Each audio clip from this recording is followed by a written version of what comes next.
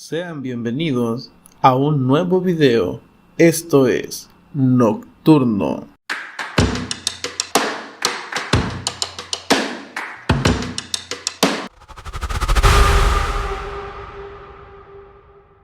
Cuando hablamos de literatura, existen muchos tópicos de los cuales podemos hablar, ya sea en estilo, modo o forma en la que ésta se ejecuta. Sin embargo, esta vez quiero hablarte de un tema sumamente importante. Esto debido a que cuando se centraliza el tema, es de gran importancia hablar de los autores que más han influido en el mundo de las letras.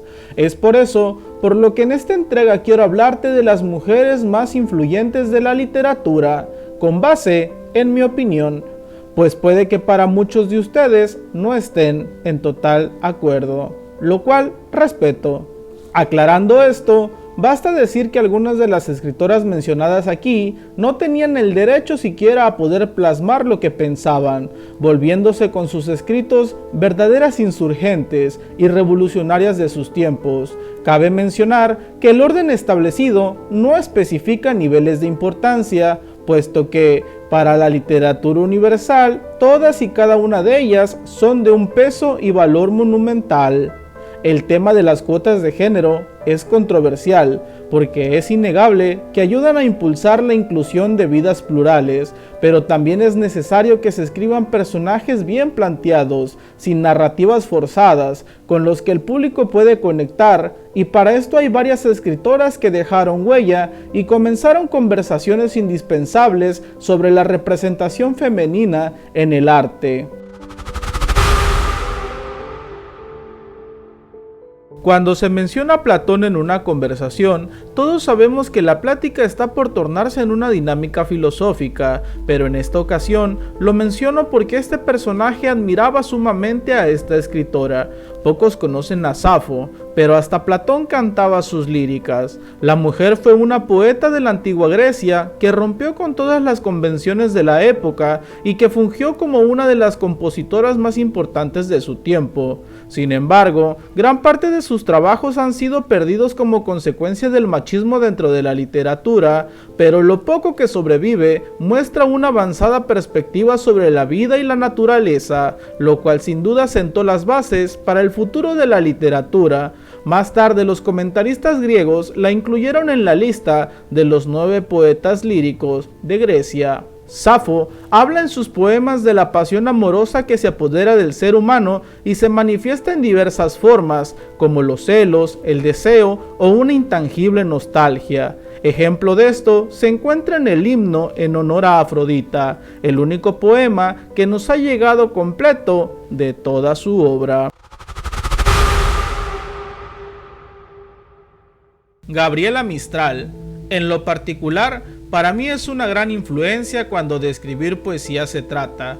Receptora chilena del Premio Nobel de Literatura en 1945, es considerada una de las escritoras más reconocidas e influyentes de Latinoamérica por prestarle una voz a los sueños e historias que viven en esa parte del mundo. No solo hizo un perfecto retrato del amor, la naturaleza, las traiciones y la identidad latina, sino que también mostró una perspectiva de la feminidad latina a través del retrato del amor maternal y el dolor. Sonetos de la muerte es una lectura obligada para cualquier amante de la literatura. Su nombre real es Lucila Godoy. Tuvo una infancia dura por el contexto político y social que vivió. A los 15 años publicó sus poemas en la prensa y comenzó estudios como maestra. En 1925 dejó la docencia y comenzó su carrera literaria de lleno. Sus escritos se caracterizan por la ausencia de retórica y lenguaje coloquial. Los temas más utilizados en su poesía son el amor, la comunión con la naturaleza, la maternidad y la muerte. Sin lugar a duda, una de las poetas más importantes del siglo XX, maestra rural y educadora, consiguió el galardón más importante de la literatura universal. Fue doctor honoris causa por la Universidad de Guatemala, Mills College de Oakland, California, y por la Universidad de Chile, entre otras universidades. Agatha Christie fue una de las escritoras más conocidas en el mundo por sus novelas de suspenso y entre todas sus obras produjo 67 novelas y más de 150 cuentos. Aunque para algunos su impacto no es tan grande como se le ha dado crédito, no queda duda de que Agatha Christie es la creadora de la narrativa contemporánea de series de televisión. La mujer perfeccionó las novelas de crimen y definió el orden y el estilo que seguirían esos relatos por el resto de la historia.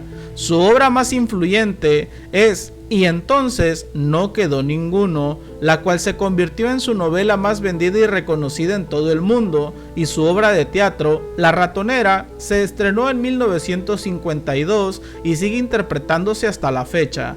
La autora inglesa de novelas policiales fue ignorada por algunos de sus congéneres masculinos. Creó en su obra una concepción clasista del crimen, porque en buena parte de su vida se movió en los niveles victorianos que la educaron.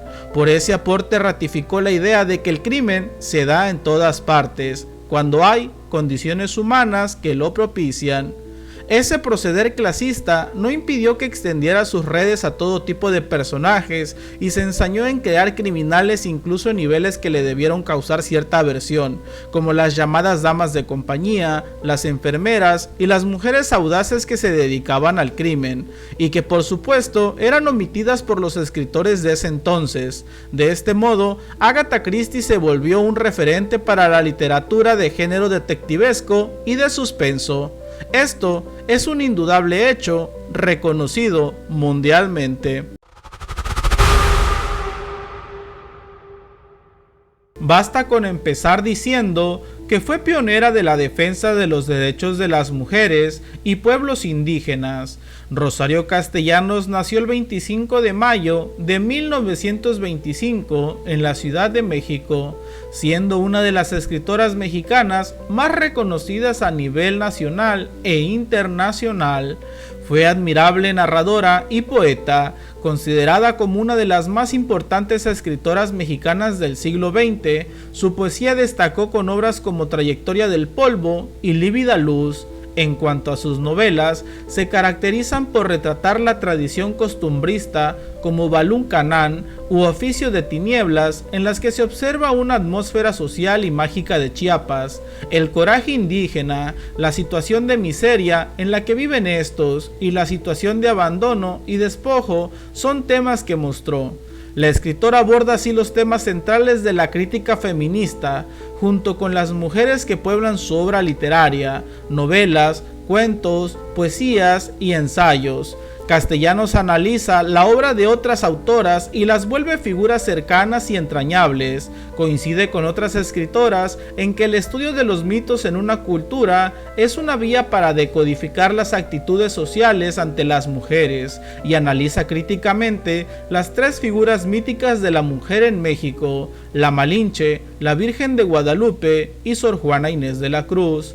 Citando a Marta Lamas en su ensayo, Castellanos desmonta eficazmente el pensamiento machista y androcéntrico de diversos filósofos y escritores en torno a lo que han dicho sobre las mujeres. Algunas personas no captan la sutileza de su crítica y piensan que Rosario avala las consideraciones machistas sobre la inferioridad de las mujeres. Sin embargo, es todo lo contrario. Luego de desnudar el sexismo y la misoginia de varios autores, ella señala que no le queda más remedio que recurrir a la propia tentativa, a la propia labor, al propio hallazgo. Rosario Castellanos dijo: la mayor parte de las mujeres están muy tranquilas en sus casas y en sus límites, sin organizar bandas para burlar la ley. Aceptan la ley, la acatan, la respetan, la consideran adecuada, porque entonces ha de venir una mujer que se llama Safo, otra que se llama Santa Teresa, otra la que nombran Virginia Woolf, alguien de quien sé en forma positiva que no es un mito como podrían serlo las otras, y lo sé porque la he visto, la he oído hablar, he tocado su mano, que se ha bautizado a sí misma y se hace nombrar Gabriela Mistral, ¿a violar la ley? Jane Austen fue una gran novelista británica y cuyas obras son recordadas hasta la actualidad en su mayoría. Su padre se encargó de su educación y le dio las herramientas para desarrollar su carrera literaria sin ninguna preocupación. En sus novelas retrata la vida irónica y apacible de la alta clase de Inglaterra, sobre todo la rural. La importancia de su obra no se revela en un clímax máximo de las novelas, sino en la psicología de sus personajes. La artista, considerada una autora destacada del romanticismo, defendía el retorno a los sentimientos y a lo natural, quedando así contrapuesto a la superficialidad y artificialidad propias de la época. Sin haber contraído matrimonio y llevando un estilo de vida tranquilo y sin muchos aspavientos, Jane Austen se hizo conocida por Orgullo y Prejuicio, considerada su mejor obra, cuya publicación recién se dio en 1813. Durante la época de Jane Austen no existía un sistema educativo propiamente dicho, y la educación de los niños se llevaba a cabo en las escuelas dominicales o en las familias pudientes y más educadas a través de una institutriz y de tutores. Por otro lado, existían algunas escuelas para damas, entre comillas, que por lo de damas gozaban de mala reputación, pues la educación real que se recibía allí era muy deficiente. Por otro lado, también era común el mandar a los hijos varones a vivir a la casa de un tutor, como lo era el padre de Jane Austen. Creciendo en esa casa, podemos pensar que la autora fue una mujer muy instruida para su tiempo. Hay muchos pasajes en la obra de Jane Austen dedicados a los talentos, pero si hay algo que todas las obras tienen en común es que ninguna de sus heroínas está muy interesada por ellos. Por talentos nos referimos a las diferentes habilidades que una mujer que busca marido debe cautivar para atraer la atención de éste. Citando a Jane en Orgullo y Prejuicio: "Me resulta increíble", dijo Bingley, "como todas las jóvenes tienen tanta paciencia como para cultivar todos esos talentos. Todas pintan, forran biombos y hacen bolsitas de malla. No habré conocido a una que no sepa hacer todo esto, y estoy seguro de que jamás me han hablado de una chica por primera vez sin referírseme lo talentosa que era. Una mujer debe tener amplio conocimiento de música, canto, dibujo, danza y lenguas modernas para merecerse esa palabra, talentosa, y aparte de todo esto, debe haber algo en su aire y en su manera de andar, en el tono de su voz, en su forma de relacionarse con la gente y en su expresión. De no ser así, no merecerá completamente la palabra". Esto ha sido todo por este video. Estoy seguro que puede que muchos de ustedes tengan a otras grandes escritoras en mente. Si es así, compártelo en la sección de comentarios y así podemos hacer una segunda edición de este video. También puede que muchos piensen que hay quienes tengan más o menos relevancia en el universo literario, pero como te comenté en un principio, quise hacer este video solo para mencionar un tópico literario que para mí es de gran importancia, pues como dijo Jane Austen, no es lo que decimos o pensamos lo que nos define, sino lo que hacemos.